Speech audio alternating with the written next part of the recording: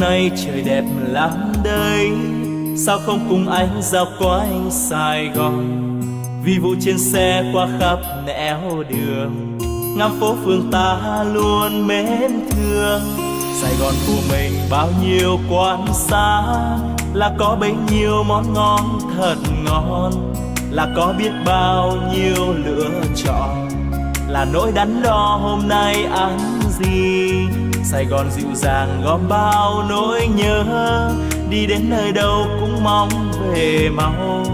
Thương lắm quan quen đôi ta vẫn hẹn, yêu lắm những con đường ta từng qua. Sài Gòn quá xa thương yêu, anh đã thương thật nhiều, anh yêu biết bao nhiêu, anh vẫn thương thật nhiều.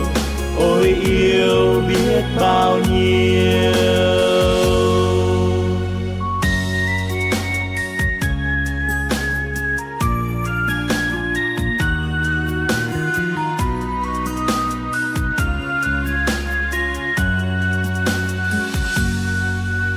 Hôm nay trời nhiều nắng ấm, sao không cùng nhau dạo quanh Sài Gòn.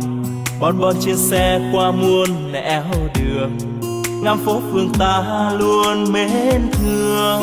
Sài Gòn nhộn nhịp bao nhiêu quán xá, thì có bấy nhiêu món ngon thật ngon, thì có biết bao nhiêu lựa chọn, cùng những đắn đo hôm nay ăn gì. Sài Gòn nồng nàn gom bao nỗi nhớ, đi khắp nơi đâu vẫn mong về mau.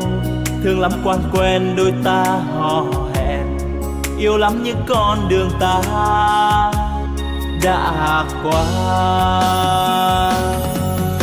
Sài Gòn quá xa thương yêu, anh đã thương thật nhiều, anh yêu biết bao nhiêu, anh vẫn thương thật nhiều. Ôi yêu biết bao nhiêu, anh đã thương thật nhiều, anh yêu biết bao nhiêu, anh vẫn thương thật nhiều. Ôi yêu biết bao nhiêu, anh vẫn thương thật nhiều. Ôi yêu